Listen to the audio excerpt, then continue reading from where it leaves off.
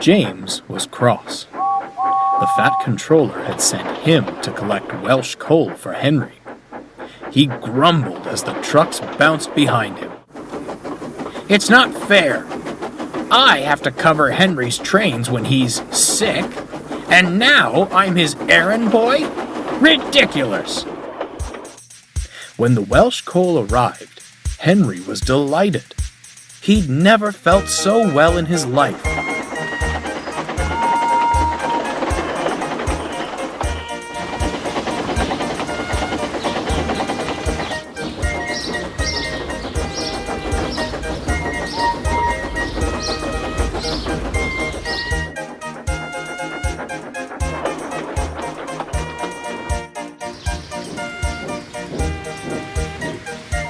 The fat controller had signs placed near the coal bunker, which read, "Special Welsh coal, for Henry only."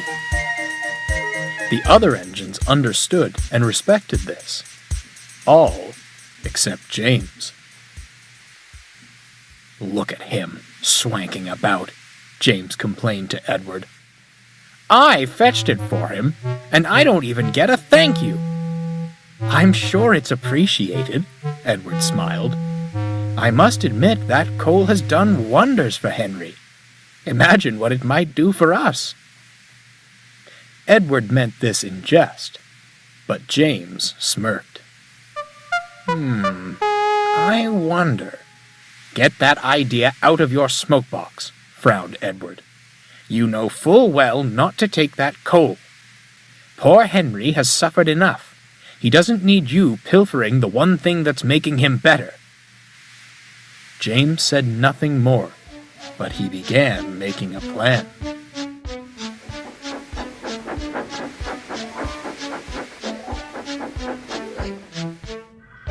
Over the next few days, James pestered his crew about the coal. No matter how he asked, the answer was always no. But James was persistent and wouldn't relent.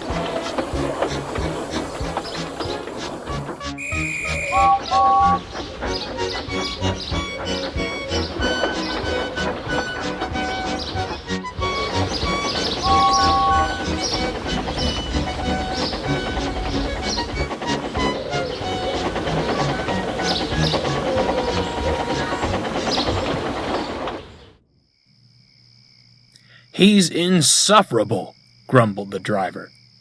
"Perhaps we should just give him some." "You know we can't," sighed the fireman. Then an idea struck him. Unless... The fireman smirked and whispered his idea to the driver. Next morning, James's crew came early to the sheds. He was surprised to see them. "You know, old boy," whispered the driver, "you're right. You do deserve some of Henry's coal. Let's hurry to the bunker, but keep quiet. We'll be loaded up and away before anyone notices." James was giddy, but did his best to contain his excitement.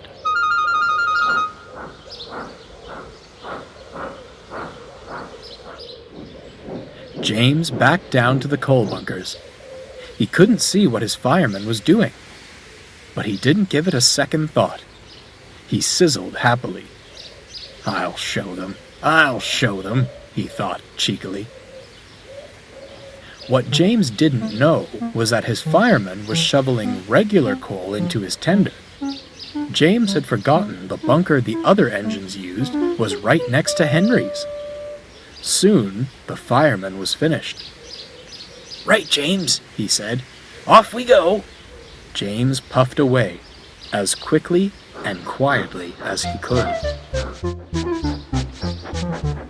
He arrived at the big station full of pride. He had plenty of steam, and was so early that his train wasn't ready.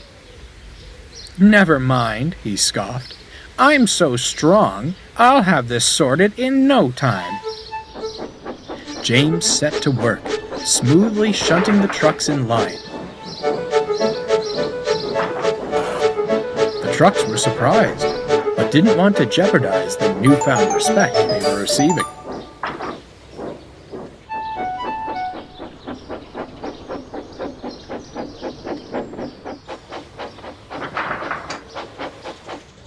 Soon, all was ready, and the guard blew his whistle.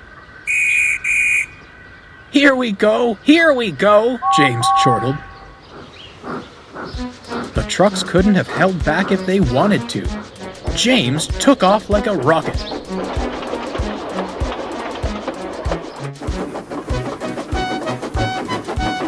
James sped down the line.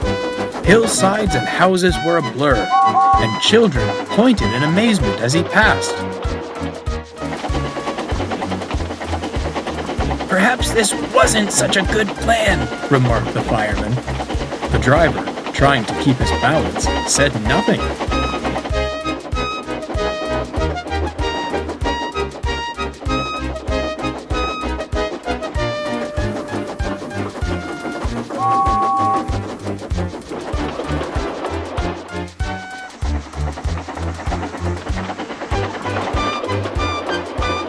James was early at every station, made no fuss about shunting, and seemed to leave as quickly as he came.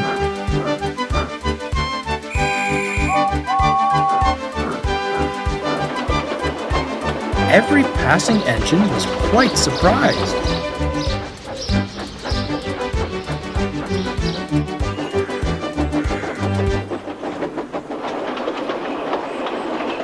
By the end of the afternoon, James arrived back at the big station. He was sizzling in a siding, feeling very pleased with himself. "Couldn't be better," he smirked. "Why waste that special coal on an engine like Henry when I make much better use of it?" "I beg your pardon?" James gulped. Walking towards him was the Fat Controller. "I had come to congratulate you on your fine work today," he rumbled. "But it appears we have another matter to address." "As far as I'm aware," continued the Fat Controller, "only Henry is permitted to use that coal. Now, is your name Henry?" No, sir, it isn't." "Then why did you take that coal?" At that moment, James's crew appeared. "Pardon me, sir," said the fireman, "but you've got it all wrong." By the time he'd explained the trick, James was aghast. "So, all day I've been using regular coal?" The driver, fireman, and even the Fat Controller burst out laughing. James blushed. "Well, James," smiled the Fat Controller, "I must apologize for my previous assumption. You did do a splendid job today. Hard work does not go unappreciated on my railway." He paused. James grinned in anticipation. "As such, you will continue with goods work for the remainder of the week." James was speechless. "Now that we know what you're really capable of, it should prove no challenge for you. Besides," finished the Fat Controller, "I'm sure it will dissuade you from any further schemes of taking Henry's coal."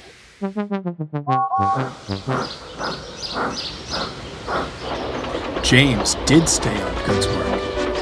He hated it, but wasn't about to disappoint the Fat Controller.